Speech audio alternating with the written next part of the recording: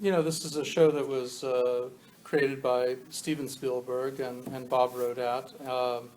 I took over the show in the second season, but Steven's idea always was to do a family drama that had as its backdrop some type of genre, in this case an alien invasion. And I think that what we have always taken by that as our guiding light is that it's a human drama first, and hopefully the science fiction is there to enhance and service the human drama. But much of the issues that our characters are dealing with are issues that would be in the real world as well. They're just a bit exaggerated because we're in this crazy world where aliens have taken over the planet, and 90% of the world population has been eliminated, and we're on the run. Jesse, who plays Drew's girlfriend in the first season, has been kidnapped by the aliens and eventually comes back to be possibly the worst alien of all. And so which is bad ex-girlfriend. And it's all, as I said down at the panel, it's always tough when the ex-girlfriend comes back to mess up a relationship with Sarah and Drew. Sarah's missing, but when she's an alien, it's really bad. She's here in spirit. So you guys, this type of event, you get one in America called Comic-Con. Right. Have you attended that type of event before? Yes. How do they compare, UK, US, those type of events? I've only been to the US Comic-Con once. I came last year for Falling Skies, and I didn't get to walk the floor much, but the difference is a lot more people dress up to the extreme here. I mean, there's full head-to-toe costumes. People are costuming their other people, and in San Diego people do that as well, but there's, you get a couple that go full-blown blue bodies and Avatar style, and then you have a lot of people that have pieces. But here I've noticed almost everyone is someone else, so it's been interesting. I feel that it's been special here because it's just a little bit smaller, therefore it's a little more intimate. I have more interaction with the people here than I do in the San Diego Comic-Con, just because I feel like there's this whole labyrinth, these mazes that they take you around when you're in San Diego. You come in on a motorcade under some giant structure, and they send you through these secret passageways, and then you just pop up on stage, and there's just thousands of people out there. It's overwhelming. When you go to the floor, and there's all these little exhibits on the floor, and you're mazing through those too. Yeah, and so here it's like we just walk right through the floor, so you get to say hello to people as you're cruising around, and it's nice. But a huge amount of people as well. And it's right in the middle of San Diego down there, so it's a lot of people in an already big city. Whereas here it's a little separated from downtown London, and they're different but very similar. I'm old enough to remember when Comic-Con was just for comics, and San Diego the San Diego Comic-Con at that time, that was the centerpiece of the show, and it's grown a little bit away from that. They're sort of tucked in the corner. What I love about this show is that they're front and center, that the artists are there front and center, and it helps me, just because I'm an old geek, it helps me to stay very grounded onto what the real genesis of these conventions are anyways, which is to celebrate, the kind of exaggerated and fun world that the comics have given us. I was watching in one room. I was peeking through the curtains before we were going on for our panel, and I was peeking in one of the rooms, and it was so interesting because it was gamers. They were sitting there. There were 3 guys on a panel, and they were playing a game, and they were talking to each other during it, and there's hundreds of people in the room rooting and laughing. But I mean, it's basically like if we were to sit in a room and I'm like, look, Drew, look what I'm doing. But hundreds, I know you do. Why can't we do that? But they have it on a stage, so I mean, it really is back to the gaming and the comics of what it is, and the people behind it, which is neat too. And how did you settle upon what the aliens would be like in this? Was that quite a development? It is quite a development. Steven Spielberg is nothing if not possibly the world's expert on aliens. There's much speculation that he's even actually had contact with aliens. And it's actually been quite fascinating to work with him on that because he has very specific ideas. And one of the big things here was he didn't want aliens to look as if they were just people that had put on some prosthetics or painted their faces blue. He wanted it to feel as if they were very much away from the world. And we went through at least hundreds of sketches for the original aliens that showed up in the first season, which we called the Skitters, which are six-legged creatures, then suddenly introducing the overlords, the Ishpeni. We went through several design phases, including we eventually had settled on a design phase.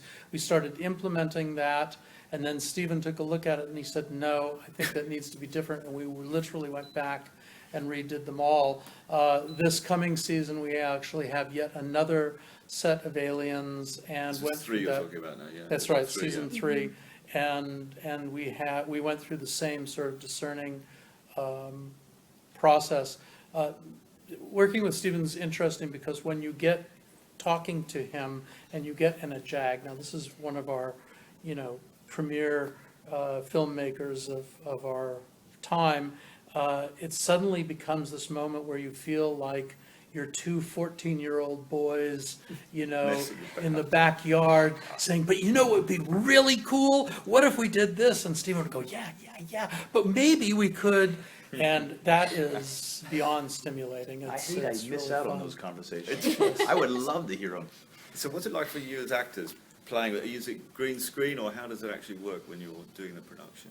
We had every now and then we'll use green screen or blue screen, but it's usually just to drop in a background or something. For the most part, there's a grip out there who's holding a C-stand with a silver globe up on top, and he's chasing after you like this, and you're going, and shooting at him and looking around and running from him. So it's a lot more of that than the green screen stuff. And then the other aliens we have, the Skitters he was talking about, and then this new alien in the third season is actually a full suit. So you're getting to work with a puppeteer. And in the third season, it's an actual actor who's in there, Doug Jones, which helps tremendously. You're no longer having to imagine anything. You're looking at what looks like an alien. Yeah, it's a combination. We combine that then with CG. We enhance it Layer over it. with CG. I've used a lot more blue screen, but considering what the show is, it's only been in maybe 2 episodes that we've used blue screen, and that's for when you see us on the alien ship and you see the world underneath through the glass and you see the Overlord. But even when the Overlord's dying, when Tom shoots him, that was a little ball with a head on it, and they're like, no, the eyes are there, don't poke them. I'm like, I don't know. So it's we don't use a lot of blue screen, but when we have, it's mainly for the spaceship, and that's about it. Now, you mentioned Stephen, obviously one of the world's greatest film directors. How much involvement does he put into it? Do you guys see him on set occasionally, or is it just sort of pops in, produces ideas? He does not come on set because he's, in the middle of Showed doing up on the things. pilot. We got to He see came him to for the the pilot. pilot We got to shoot. see him. Yeah. Oz. He just surprised us, Welcome back. and it was surprising. But he reads almost every script. He watches every show. We get extensive notes from him. So, and I think Noah said it the best at one of these gatherings that we were at, where he said, while he may not actually be on the set physically, you feel his presence at all times, and you want to do your best work for him, and that in itself is, Stephen puts his name on our show, but he has not done that for all the shows that he's been involved in, and that means a lot to us, that he's done that. On the subject of aliens, what I noticed, I think the first time I watched Falling Skies a while back, is that with the Skitters, when they make a certain sound, it's extremely similar to that of the Velociraptor in, obviously, Steven Spielberg's film. And, I wanted to know whether that was intentional or if it was just recycling, like Michael Bay does with car scenes and things like that. Well, I wouldn't say it's recycling at all, but I wouldn't call it conscious either.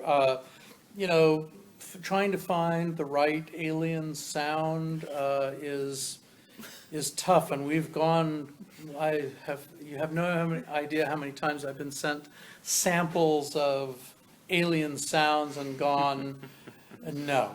That's just not going to work. And yeah, I think that there is a certain, now that you've said it, actually, I can see why it would have that feel to it. What we were looking for was that sense of primal, and you'll notice that they have that sound when they're attacking or charging, and we wanted that sense that it was almost a battle cry for them, and I guess, sometimes it's just gonna sound like that. And there's quite a bit, sorry, there's quite a bit of these sort of, I suppose, dystopian dramas around, quite a few coming over from America now. Why do you think that is, and what sort of appeal do you think they've got? Well, Because ours was awesome and they're copying it. that's it. I think that apocalyptic stories have been around for a long, long time, thousands of years, and I believe that they usually occur when things aren't looking good, and we're hoping for some type of intervention, some type of correction. Certainly the U.S. economy has been, is slowly back on its recovery, but I think during the time that a lot of our apocalyptic, I would argue that our show is not dystopic. I think that we actually, if anything, we are a show with a lot of hope, and our characters are trying desperately to hold on to some sort of structure and semblance of society. But nevertheless, what we are portraying is this sense that things have gotten down to a manageable size. If 90% of the population is destroyed, that puts us to about 500 million, and that seems quite manageable. well, it hasn't been like that since 1645. I did the research. Wow. And at a time when I believe, the world was in the middle of its renaissance. So, I think that people, in a weird way, are longing for that time when the rules have gone away. And We have warriors in our show. You have the heroic characters that aren't so heroic. So there's that. We have death in our show of our main characters as well. So I think that it shows Right. a realism that people, maybe in a time you're wanting someone to come through, but at the same time it's not so far out there where it's just superheroes. I will argue People- that I think we've reached our saturation point, and I think we'll start seeing a different type of show that's going to start Really, appealing. what sort of I don't know. I think that usually when things start to look better, I think we start to get more realistic dramas start to come into play. And I think that even in some of the choices that have been made, I can only speak to America because that's where I live and work, but I think we're starting to see the pickup of shows where they're more reality based and grounded. There's a number of shows on right now that'll be on in the fall that really are back to that sort of, existential family drama that we saw possibly maybe 10 years ago. Oh, wow, interesting. Um, Look forward to it. So, Did you want a last one? Last question. just last one for Jessie. I wanted to know which Karen did you enjoy playing more, the normal Karen or the Ooh. harnessed Karen? Well, it's interesting because when we get to season 2 and they're like, all right, so you need to go, you're manipulating them, you're deceiving them. I just went back and went, well, we never really actually knew Karen before. We knew what she was like. We knew that she was the love interest, but she gets taken right away. We knew that she's a motor scout and everything. So I loved that aspect. I loved picking up a gun. I loved fighting with the boys. Like I loved that aspect of things, but as an actress to be able to sit there and also with the aliens we're talking about them creating one, I'm technically an alien in human skin. And some of the notes from, I remember first season where they're like, all right, you're taking Tom on a spaceship. And the main note was, all right, so you're not a human, but we don't want you to be all alien. I'm like, what does that mean? I am one. So to be able to, I was given lots of notes, but also at the same time, a lot of freedom as an actress to to make choices in where you manipulate, where you deceive. Will Wheaton the other day, we were doing a little interview, and he's like, "You never blink." So there's certain things that I got to bring as an actress to this alien that's not supposed to be far-fetched and not supposed to be something you've seen before, yet still different. So for me, I would say the darker Karen, because the cycles of who she is are never changing. It's not like all of a sudden you have good Karen, second mass, and then you have bad Karen, aliens. She's constantly changing and going up through the chain of command. So for me, I would say her journey is my favorite.